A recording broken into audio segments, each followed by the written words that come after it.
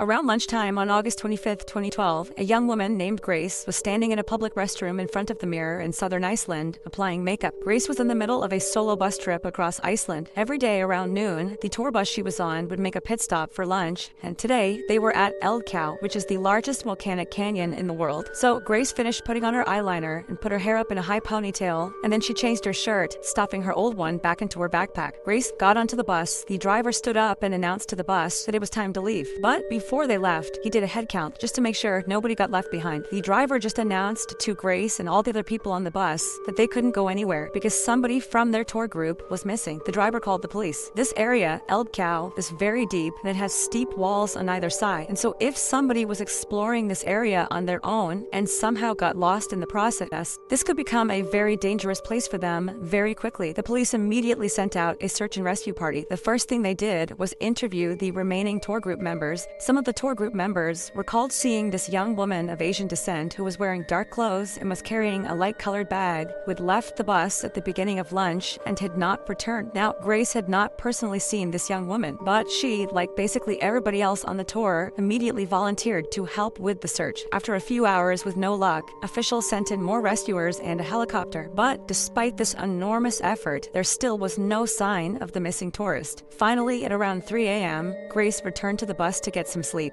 Grace opened up her backpack. Something inside of her bag caught her eye, and when she saw it, she froze, because suddenly she knew exactly where this missing woman was. First, the bus driver had made a mistake with his head count. Not the head count he had done that afternoon, but the one he had done earlier that day, before they drove to Eldkau. That morning, he had accidentally counted one too many people on board the bus and not realized it. Then, that afternoon, when he had counted again and actually had the right number of people on board, he thought there was a missing person. Next, the description of the woman who had gotten off the bus didn't come back. So yes, there had been a young woman of Asian descent wearing a dark sweatshirt, carrying a light-colored bag that she'd gotten off the bus, but she did get back on, except that when she did, she looked different, and this was because this woman had gotten off the bus to go to the restroom to freshen up. She'd put on makeup, she'd put her hair up in a ponytail, and she had taken off her dark-colored sweatshirt. The object that Grace found in her backpack that made her realize that she knew exactly where this missing woman was